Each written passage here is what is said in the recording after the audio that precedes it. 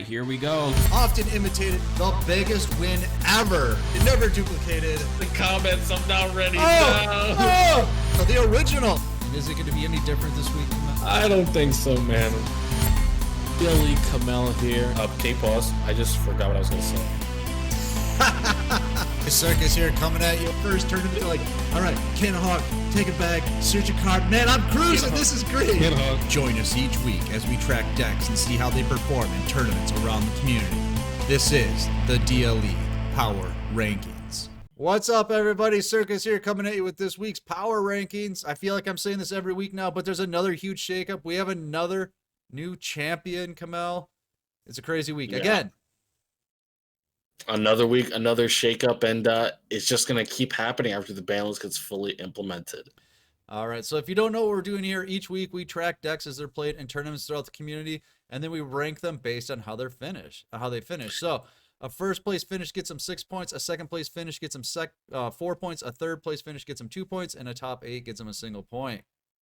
That's right, Circus. And to keep the power rankings consistent, all of the tournaments on the power rankings have to have the same format, that being rounds of Swiss into a top cut, and the deck format being one deck plus a 7-card side deck where you can side in skills. And here are the tournaments that met the criteria for that this week. All the battle phase events, the meta series, and the Maker Cup once again. And as well, Battle Step. And if you would like guaranteed access to all Battle Phase events, remember, you can become a channel member on YouTube or a subscriber on Twitch. All right, make sure to subscribe to us here on YouTube because we'd really appreciate it. Now, I think number 5 is the most surprising, so let's take a look at it. Number 5. That was absolutely gross, dude. YoSenju's. Coming in at number 5 is YoSenju's. This I can't believe. Look at the representation. 20 people play the deck this week. Top 8 conversion rate of 10%. Looking at the deck list, it's completely degenerate. Look at that. Battle and Boxer Veil. Oh yeah. The Stings, everything. Just how did this happen? I'd say this is a regular week for YoSenju, and it does well against these Xyz decks that are hyper tuned to do well against, other really big bad monsters. YoSenju's will catch you with your pants down with just a couple level 4s, and you don't have what it takes to stop their effects, and then you get caught off by the trap. YoSenju Sword Sting, an extremely powerful trap card most decks are not set up to deal with. And you can see here the deck has evolved where before it ran a lot of traps, now it's just running hand traps instead. Mm-hmm. Yeah, and playing the really tight 20 cards, a lot of monsters, not going overboard, just playing what it needs to survive. Yeah, and they did beat Onomats in the battle phase Sunday. So that was and this is, to be honest, just a good week for the deck. Not crazy amount more participation. They did win a tournament, though. Good to see YoSenju's in 5th place. All right, so let's take a look at number 4 then. Number 4. Swing, takes 24. Onomats. After being in first place last week, falling 3 spots to number 4, Onomats, what happened? They didn't get a tournament victory. 137 people playing the deck, 9% conversion rate. That's not too bad. But what happened, Kamel? Look at that. Look at those top 8s. I smell some Shiranui syndrome here. Oh, no. From Onomats, man. Dropping 3 spots. I think that Onomat's strategy is starting to get power crept or strategy crept. People are starting to figure it out. I think you establishing Xyz monsters on your field and not having good forms of proactive removal and disruption that you can activate on your opponent's turn or even on your turn to stop your opponent is really limiting for the deck. Gaga Bolt is nice, but again, it is a normal spell. You're not doing anything to stop your opponent when they're making plays with a card like that. Offerings is in the deck, but at a cost like that, you do need to be drawing cards every turn with Onomat. I do believe, especially when the other decks are going to be plussing way more than you off every draw. You just really want to get that Hey Trunade. You want to go second with Hey Trunade, right? And if you do, you have a pretty good chance of winning. Yeah, and the Onomat deck as well has not changed as much Right. since it has entered the meta. And unfortunately, DD Ken wasn't good enough to get it done this week. We love him, but You said they had Shiranui syndrome. Maybe they have Noble Knight syndrome. They can't go first. They really want to go second. Well, I guess I Noble mean- Knights can go first. They can't go second. But in this case, these guys can't go first. They really want to go second. So they're just a deck that kind of needs a very specific turn to win the game.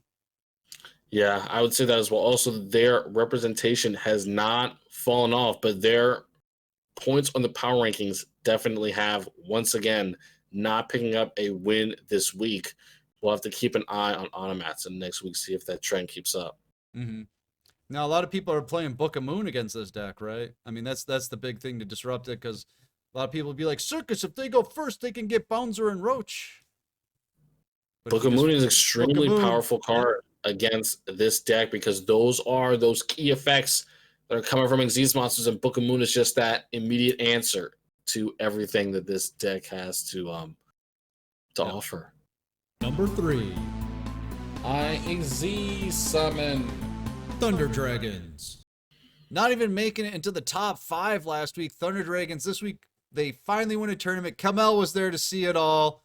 Battle Phase of the Rising Sun. 164 people playing the deck this week. Top 8 conversion rate of 5%. That's not bad, but it's not good compared to other decks that we're seeing right now.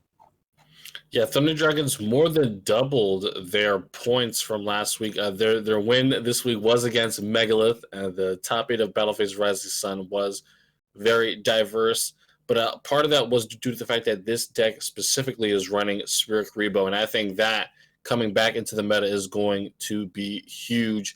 Spirit Rebo and Hand Traps specifically are something that, once again, all of these Xyz decks, they can't really do anything about it. The only monster that can do something about that is Evil Swarm or Boros, being made by Stick and Share, and you get to pull a card out of the hand once. You're not going to be able to reliably hit Spirit Karibo, and that is a big part in why this deck is able to survive. It just recycles resources very efficiently. Any opportunity your opponent kind of makes overextend and they can't finish you off is just a benefit for you. You can recover quite easily and make Xyz monsters extremely easily, proactively. Yeah, the worst thing you can do is give a Thunder Dragon player another turn. Yeah, you can make a lot happen with that turn. And we're talking about Spirit Karibo, even though it's just, switches something into defense, it's a way to stop an OTK Xyz deck like Onomatopoeia, or an aggressive deck like the Water deck or Blue Eyes from destroying you, and it gives you that clapback potential. That's just as effective as a flip down trap, something to stop an effect or battle from doing the same thing. All right, will this new deck list help them in the next coming week? We'll see. Thunder Dragons, number 3. All right, let's take a look at number 2. Number 2. TTH, oh my god. The Water Deck. Still in the second place spot this week is the Water deck with 3 tournament victories, including the MCS. 181 people playing the deck. That is a crazy amount. Top 8 conversion rate, 9%. Very good for a deck with that kind of representation, but look at all those top 8s this week. Whew. Yeah, 3 tournament wins. Water deck is dominating. And right now, I think it is the best Xyz deck. Look at this deck list, Circus. Everything in that deck is messing you up. You got 3 Atlantean Heavy Infantry. That's 3 pops. 3 Marksman. That's 3 set pops. 3 Fiendish Chain. That's 3 your boss monsters not doing anything. And 2 TTH. Oh, and This Necro entire Valley. and Necro Valley for good measure. This entire deck is hyper tuned to just mess you up no matter what hand they get. That is the big problem that the Water deck was having, right? Consistency. Some people started playing Gishki Chain to try to remedy that. Some people, like Soji, have found that the way to remedy that is just to play a bunch of water monsters. 3 Marksmen, 3 Heavy Infantry, and the extra Atlantean is not something we've seen before. But, this heavy monster build, I think it's pretty good because all the spell and traps, it's purely what you need, not running salvage, not running any backward removal, just the lances to stop you from being floodgated. It's good to see all these XYZ decks in the meta. But as we're going to learn, the number one deck is not an XZ's deck. Or is it? Number 1. It all comes down to this. Blue Eyes. All right. After being absent from the top 5 for over a month, Blue Eyes White Dragon taking the number 1 spot. 218 people played the deck last week. Top I 8 do not conversion rate of understand. 6%. I think Rise taken to calling this the Turbo Blue Eyes deck. Yeah, the Turbo Blue Eyes deck centered around getting. Well, this is not it specifically, but maybe one of the other wins that came out from Battle Step. I do believe that one won.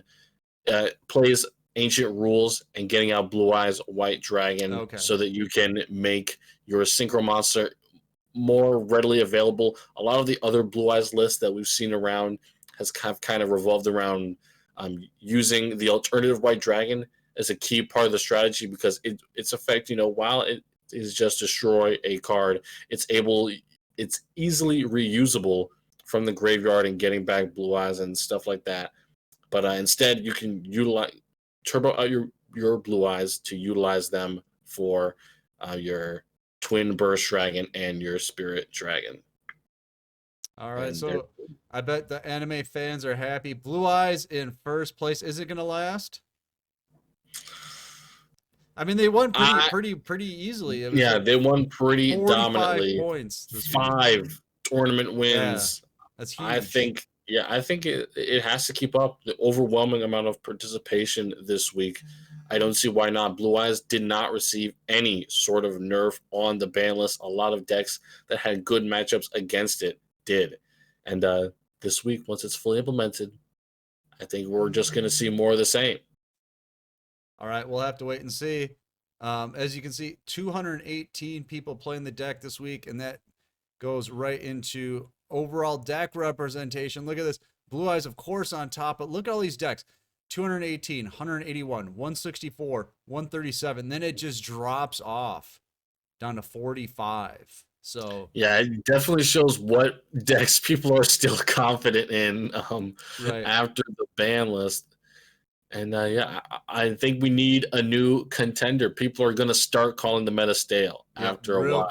Real quick. Yep. Real quick. All right, top 8 conversion rates this week. Stick and chair Dark Lords, believe it or not, in the number 1 spot. Despite them not getting a top 5, we'll be talking about them on rogue decks. This is there's more decks on this list than we've had in the past. Just that many people playing in tournaments this week. Usually we have like maybe 10 decks on this list, but because you have to, your deck has to be represented 20 times during the week to make this list. So a lot of stuff still seeing success. Yeah. All right. Top 8 finishes this week. The water deck, of course, was 17. Absolutely crazy. And then we should have done this one last week, but now it's still here. It's here. But the February power rankings overall, Automots, the best deck of February.